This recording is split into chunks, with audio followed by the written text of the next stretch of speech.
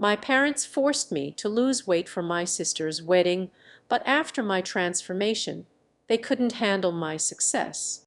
Growing up, I was always an overweight child. I was always bigger than the majority of the other kindergarten students. While my peers were still figuring out what made them distinctive, my size had already stood out. As I grew older, the weight I carried became more visible. By high school, I was indisputably overweight, and my shape and girth served as a continuous reminder of my differences. College was not much different. While some of my peers began to find who they were or explore new aspects of themselves, I stayed stuck in the same identity overweight. It wasn't easy being the bigger kid. It exposed me to continual ridicule, mockery, and nasty comments from people who didn't know or care to understand me. Growing up, I was bullied more than I care to recall. Classmates teased me mercilessly.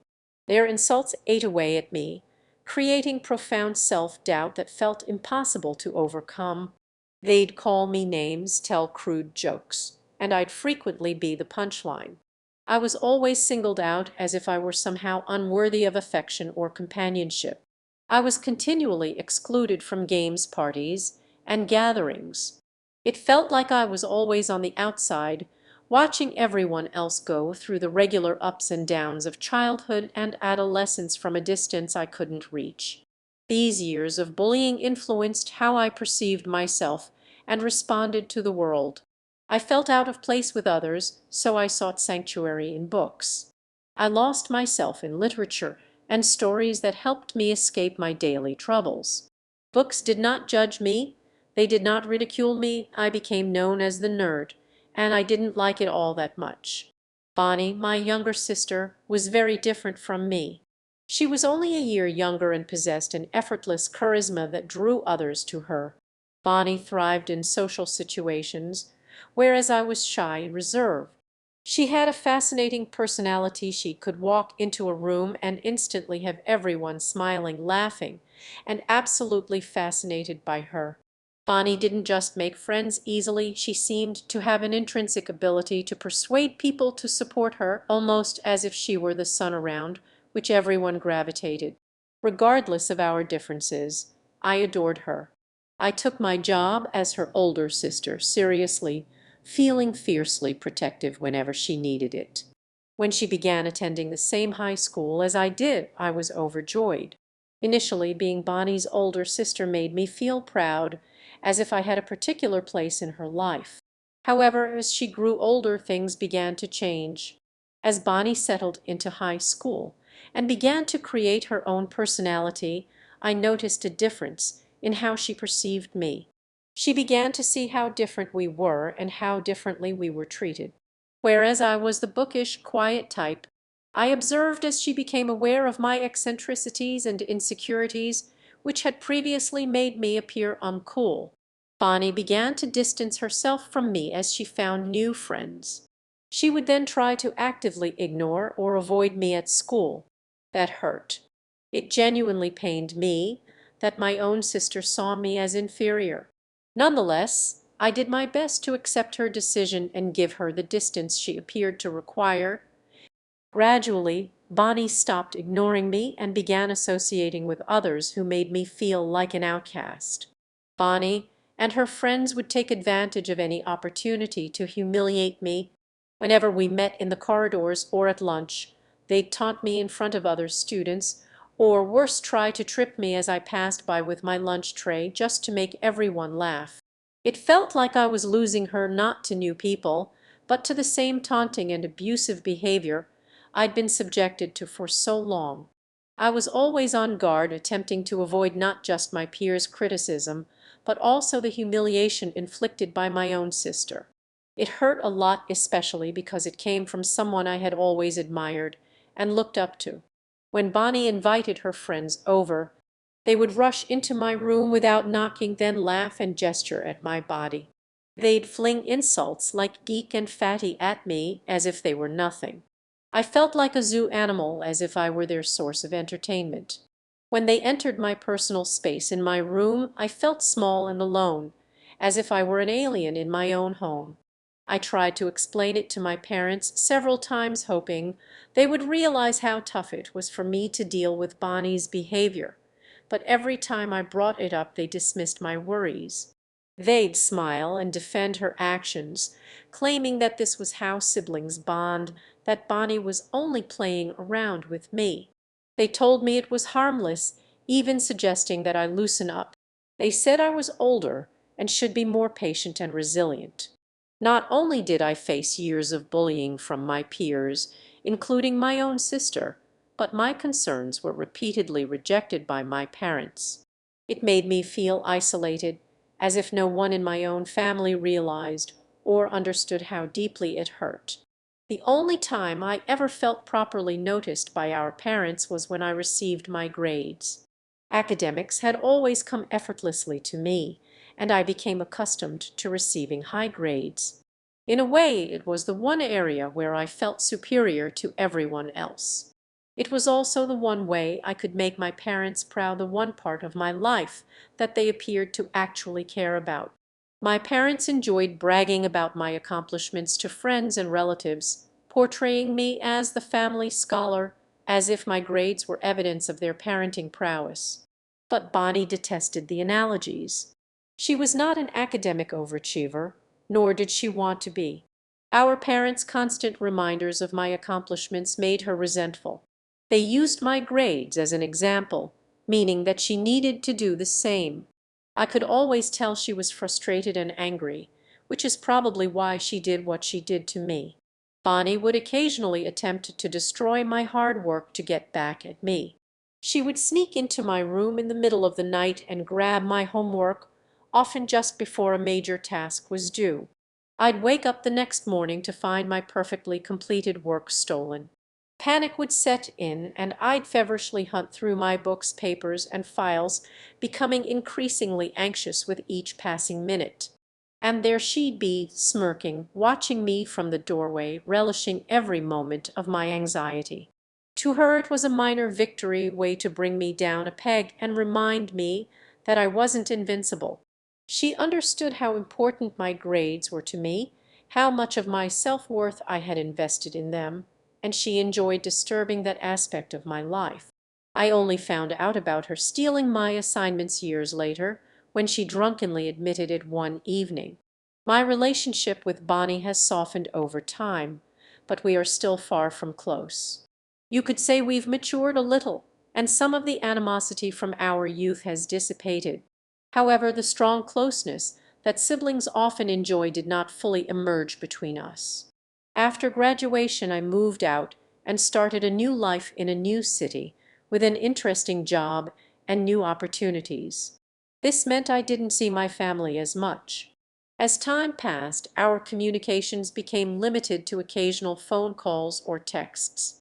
So last year, when I scheduled a summer visit home, I was genuinely excited to see everyone. It had been a long time since we'd all gotten together as a family, and I was excited to catch up and reconnect. However, not everything went as planned. Our family lunch began well enough. Everyone appeared delighted to see me, and for a moment it felt like old times. That changed, however, when Bonnie unexpectedly revealed her engagement. None of us saw it coming, and we initially assumed she was joking. However, it was instantly apparent that she was serious. She proudly put out her hand, displaying a gorgeous ring, and I couldn't help but remark on how exquisite it was. I was genuinely happy for her, delighted that she had finally met someone she loved, and who loved her back. Almost as soon as the congratulations subsided, Bonnie turned to me and inquired about my recent activities. I told her about my profession, my life, and how rewarding things had been for me. Before I could finish, she cut me off. "I can't help but say this," she started, smirking. "But why are you still fat? If your life is truly amazing, shouldn't you have shed some weight by now?" Her remarks hit me like a slap.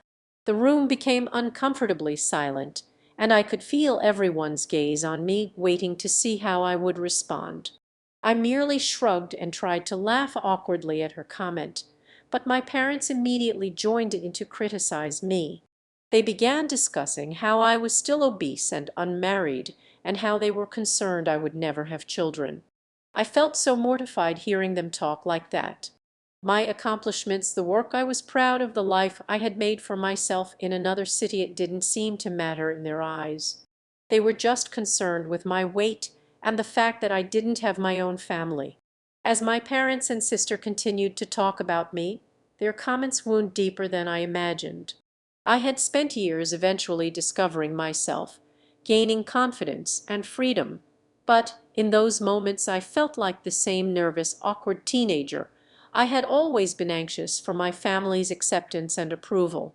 My parents then applauded Bonnie for getting engaged before me and expressed their pride in her.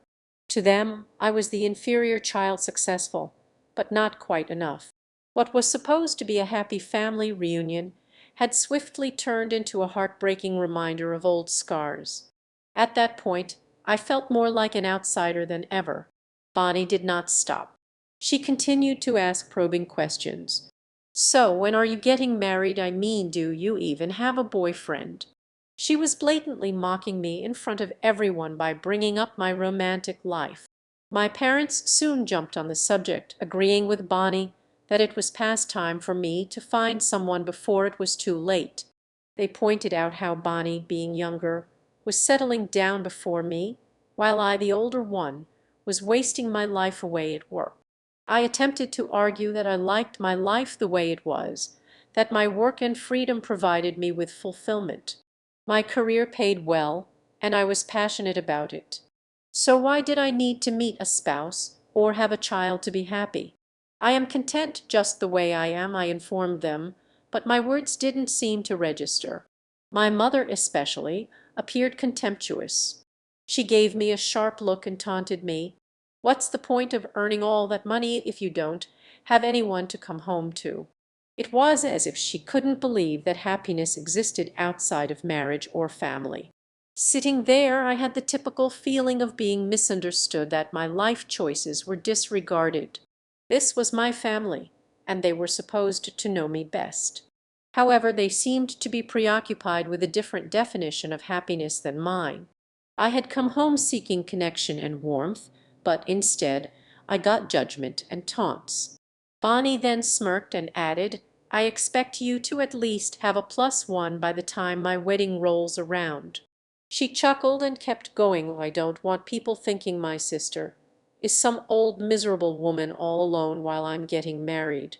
The comment stung. I simply shook my head and assured her I'd try. That's when my folks spoke out again matter-of-factly.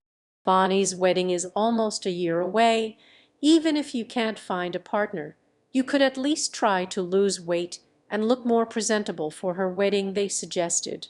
They said that if I lost weight, it would be easier for me to attract a partner.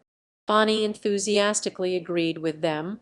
"Yeah, I want you to lose a few pounds at least," she remarked nonchalantly, as if she was doing me a favor. I sat there astonished and humiliated, with an ache I hadn't felt in years. How could my relatives talk to me like this? Did I truly deserve their hateful words simply because I was overweight? Was I not meant to have feelings because I was fat? I was a normal person just like them. I functioned like everyone else. I never considered my weight as an impediment, so why did they? I'd even dated men who liked me just the way I was, but my parents and Bonnie made it sound like my weight was preventing me from finding love or men approaching me, which wasn't even true. I wanted to defend myself and tell them how terrible their statements were, but I felt frozen, unable to find the right words. Their comments took me back to high school, to the agonizing times when my weight made me a target. I despised how nonchalantly my family brought up my deepest concerns without considering how they made me feel. So I sat there holding in my pain and let the topic go to anything else. When I returned home from my trip to see my family, I pushed myself into reducing weight with a zeal I hadn't realized I possessed. It began as a way to prove something to my family, but it gradually grew very personal. I joined a gym, followed a rigorous diet, and even hired a personal trainer. My trainer has been a lifesaver. After going through her own change from overweight to healthy weight, she created a routine specific to my goals and encouraged me every step of the way, reminding me to give myself grace when I stumbled. This time, everything seemed to click. I started losing weight steadily, and as the pounds came off, I felt lighter not just physically. For the first time in my life, my confidence increased quickly. I used to assume that decreasing weight wouldn't have much of an impact, but it has. People see me differently today. Strangers are nicer and more attentive. Friends and colleagues see me with fresh respect. I can't deny that this feels like a validation I've never gotten before. It's as if I've suddenly become more noticeable than I was before. My new body brought a new sense of style. I overhauled my entire wardrobe, filling it with items I had only fantasized about wearing.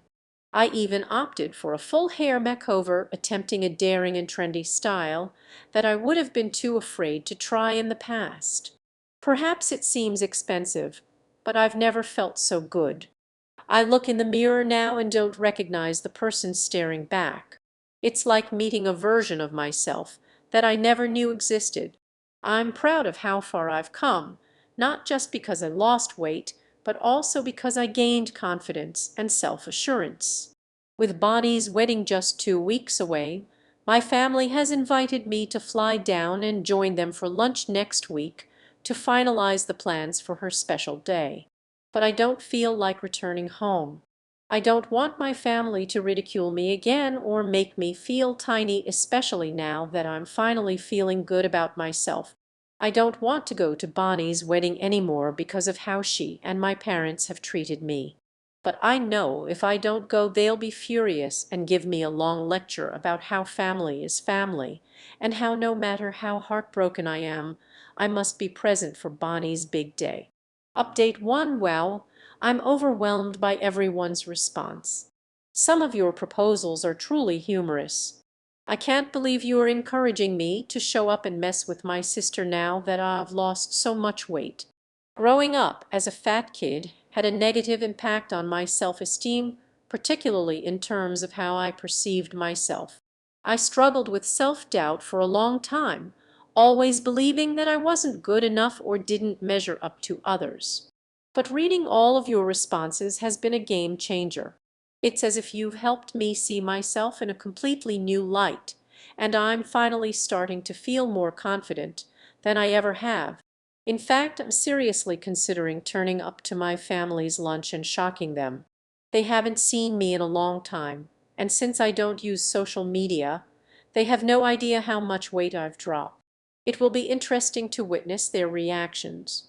Update: the day I received that invitation to Bonnie's wedding was one of the most gut-wrenching moments of my life. On the one hand, I wanted to go. I wanted to be part of her big day, to be there as her sister. But deep down, the emotional scars from my past with them weighed so heavily on me. It felt like no matter what I did, no matter how much I changed, the past was always just a shadow following me around, looming and reminding me of the hurt I'd endured from the people I loved most. That trip back home was supposed to be a celebration, but when I arrived, I quickly realized that nothing had changed. My parents greeted me with the same disinterested smiles, and I immediately noticed their fixation on my appearance. Despite the hard work I'd put in to become a healthier version of myself, their comments quickly became all about how my weight had fluctuated over the years. It wasn't long before the familiar weight of their disapproval came crashing down on me again. My mom, with that sharp edge in her voice, asked, "So how much weight have you lost now? I hope it's enough to look nice in a dress for Bonnie's wedding." It wasn't an inquiry, it was more of a command.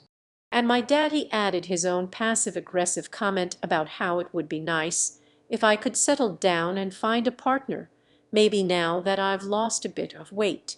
It was as though I had become an accessory to their expectations. Bonnie, with her usual smugness, was quick to chime in. "You know, you really should be on a diet. If you're planning to attend my wedding, it'd be so embarrassing if you didn't at least make an effort to lose more weight. It was like a slap to the face, though this time I didn't flinch. But the thing is, I did flinch, even if I didn't show it outwardly. Inside, a whirlwind of emotions churned. I felt that old familiar feeling of being the outsider, the other. It was painful to think that, despite all the time that had passed, despite all the progress I'd made mentally, physically, emotionally, my family still saw me as the person they'd always ridiculed. It wasn't just Bonnie's comments or my parents' indifference that hurt, it was the suffocating pressure to conform to what they wanted me to be. And then, as I tried to navigate my way through this emotional minefield, I realized something incredibly important. I didn't owe them any more of myself. I didn't need to prove anything to them any more. The constant pursuit of their approval had stolen so much from me. It was time to reclaim my voice. Over the years I had built myself up. I had stopped looking for validation in people who didn't value me. Losing weight was never about their standards or their approval. It was about my own healing journey, my reclaiming of control over my life, body, and mind. I had built confidence and self-respect from scratch. And if they couldn't see that, if they couldn't respect it, then maybe it was time to cut the emotional strings that bound me to their expectations. That's when the idea began to form in my mind. I didn't have to go. I didn't need to subject myself to another round of humiliation or judgment. Bonnie and my parents might have wanted to pretend everything was fine, but I wasn't the same person anymore. I had taken a leap forward, and it was time for them to catch up. The old me would have caved, would have let their words control her, but the new me, she wasn't afraid of standing up for herself. She was learning to embrace her worth. The night before the family lunch, I sat on the edge of my bed, staring at the invitation with a mixture of dread and freedom. I could picture the look on their faces when they realized I wasn't going to show up. Would they be mad? Would they lecture me about family and duty? Maybe, but deep down I knew I couldn't let myself be hurt by them again. I decided to call my mom. "Hi, Mom, I won't be coming tomorrow. I need some space. And I've realized that going back home doesn't help." There was a long pause. I could almost hear her processing the words, the weight of what I had just said. "Don't be ridiculous. Bonnie's wedding is important. You're her sister. Family comes first, and this is your sister's big day. You can't just skip out on it." I stood my ground. "Mom, you and Bonnie have made me feel inferior for so long. I've worked hard to build myself up and feel good about who I am. I don't need to be a part of something that makes me feel small again. I've spent too many years letting you control how I feel about myself." There was silence on the other end of the line. And then, in a softer tone, she spoke. "You'll regret this, you know. You'll regret not being there. Maybe, but I can't keep living my life based on your expectations. I'm living for myself now." That was the end of the conversation. There was no dramatic explosion, no shouting match. But the weight of my words lingered, and for the first time in years I felt a sense of peace. The next day I didn't go to Bonnie's wedding, and I didn't feel guilty about it either. Instead, I spent the day doing what made me happy, focusing on myself, enjoying the life I had built, and relishing the newfound freedom that came from taking control of my own story. It wasn't easy, though. The guilt still crept in, as it often does when we make difficult decisions. But then I remembered everything I had fought through to get here, the painful years of bullying, the harsh words from my family, and the months of sweat, tears, and dedication it took to transform my body and my life. I realized I had already shown up for myself in ways that mattered more than anything Bonnie or my parents could ever say. In the end, I made the right choice. I didn't need to show up for them. I had already shown up for me. And as the days passed, I found myself smiling, more truly smiling, from the inside out, because for the first time I understood that my worth wasn't determined by anyone else's standards. I had built my life on my own terms, and that was more than enough. So as Bonnie and my family continued their lives without me, I began to realize something else. They hadn't really known me at all. They had known the version of me they had created in their minds. But the woman I had become, she was strong, confident, and independent, someone who no longer needed to prove anything to anyone. And maybe, just maybe, they'd figure that out one day. But for now, I was content with who I was and where I was going. I couldn't be more proud of how far I'd come. The weeks that followed my decision to skip Bonnie's wedding were filled with a sense of quiet victory. I spent that time focusing on my personal growth, on continuing the transformation, both physical and mental. Though I didn't attend the wedding, I felt a certain peace in knowing I had stayed true to myself. The decision had been hard, and the aftermath wasn't easy, but it felt liberating. For years, I had let the weight of other people's expectations determine my worth. But by choosing not to go, I had taken the first step in redefining my own happiness. Months later, my family still hadn't fully come to terms with my choice. My mom, in her occasional phone calls, would still mention Bonnie's wedding with a quiet sting in her voice. She would tell me how much Bonnie had missed me, how she had cried when I didn't show up. And while I felt a flicker of regret, I reminded myself that the person I had become was stronger than the person I had once been. I couldn't let guilt consume me anymore. And Bonnie, she didn't reach out, not even once, to ask about how I was doing. The wedding was over and life had gone on for everyone. But I realized that maybe it was time to stop waiting for her to care, to stop trying to win her approval. In the end, the real victory wasn't just in the weight I'd lost or the success I had found in my career. It was in the realization that I could let go of the toxic need to seek validation from people who had never truly understood me. As time passed, I found peace in my new reality. I wasn't bound to the past anymore.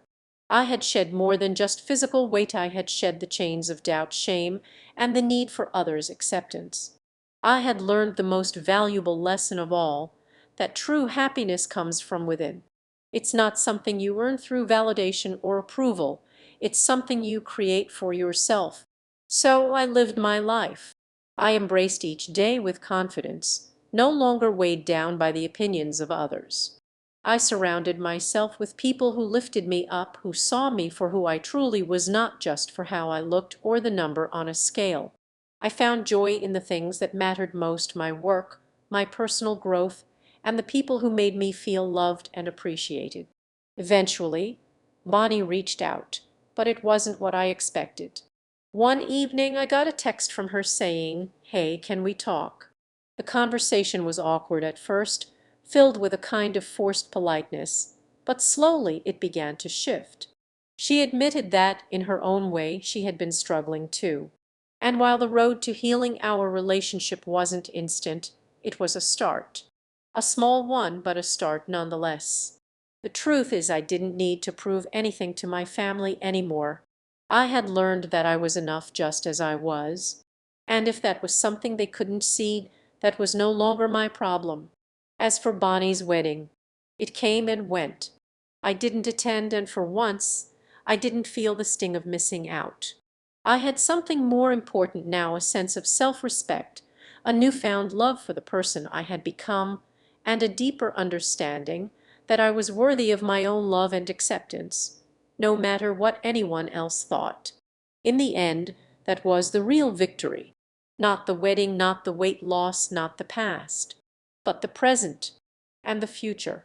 A future that, for the first time, felt entirely in my hands.